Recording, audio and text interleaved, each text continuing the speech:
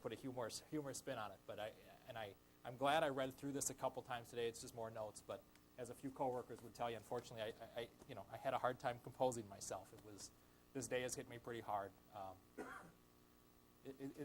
I can't tell you how proud I've been to be a part of this.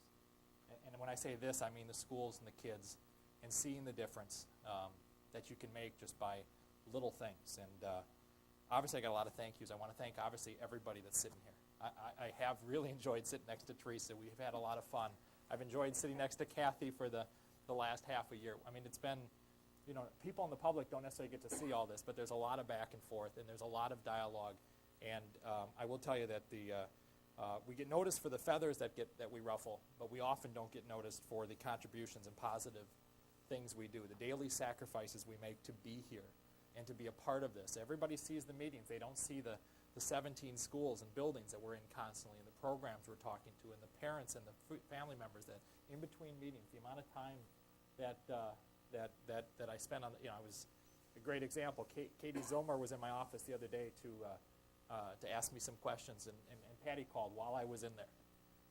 That's what a board member's life is, and I don't think a lot of people see that. And I really have been proud to serve with the six of you, and I wouldn't have done it any other way. And I'm going to tell Steve in the back of the room that you're going to be working with a great group of people.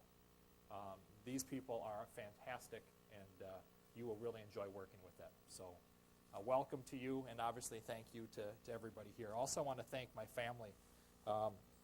My kids, one of my kids realized, well, I'm one of your two sons. How about leaving the other 11,000 alone for a day? That's something, too, that's hard. You're sharing your own kids with 11,000 others. And I hope they've grown from that. And I really thank my wife for adjusting her work schedule to allow me to be here. Obviously, there's a lot of kid events I've missed. I've missed a lot of conferences. I've elected not to go to some conferences because of just that whole, it's a weird interaction once you're involved in it. I just hope that my kids see that, that their dad's work does make a difference. And I know seeing some of your children, seeing the kids of all the people that are involved here, what great kids you have, and there's a reason why. It shows the dedication of the parents. Kim, obviously next on my list. Nothing happens here without Kim Cavallero. She's been outstanding for me. I really can't say. We all look better because of the work you do, Kim. I've never heard you say it's not your job. You've never made an excuse for anything. You just get the job done. And that is huge. I can't tell you how much that has certainly meant to me. And then there's obviously Denny and Troy and Karen and Bob and Maureen and Keith and all the district runs for a reason. It doesn't run because of us. We help maybe give it a little direction. But these are the people that make the difference. It's amazing that you see how these people demonstrate leading and building and inspiring and teaching. And what I like about the cabinet is I don't think that good is ever good enough for any of them. I've really come to realize that when we have something good, they still want to build on that.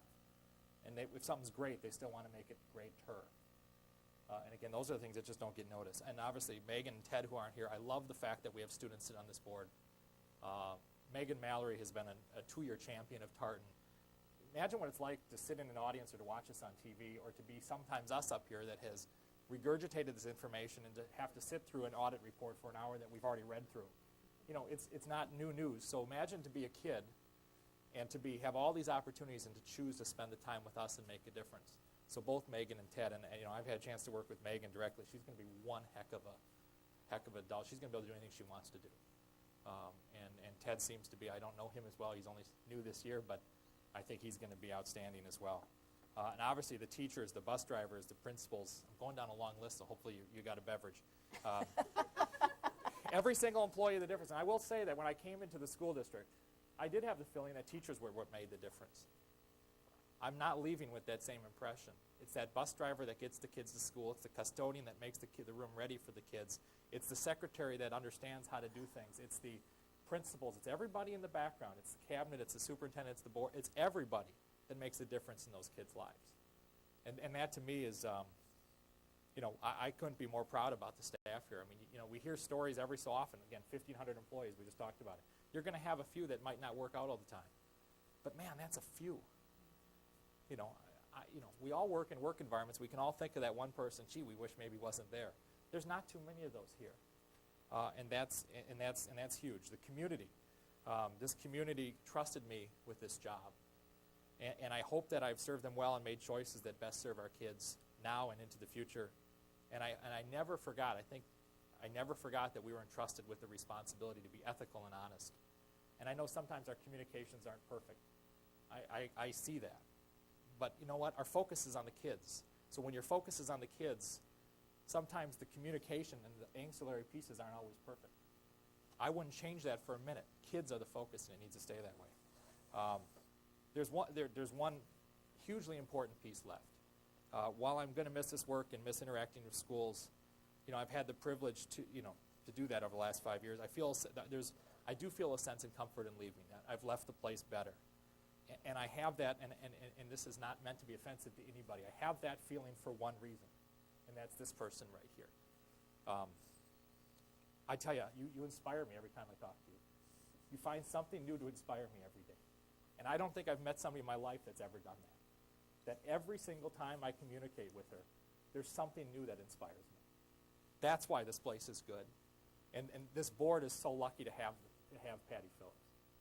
If I could, and Katie Zilmer from the paper said, what's your biggest accomplishment while on the board? Hiring Patty Phillips. I remember making the phone call from that phone.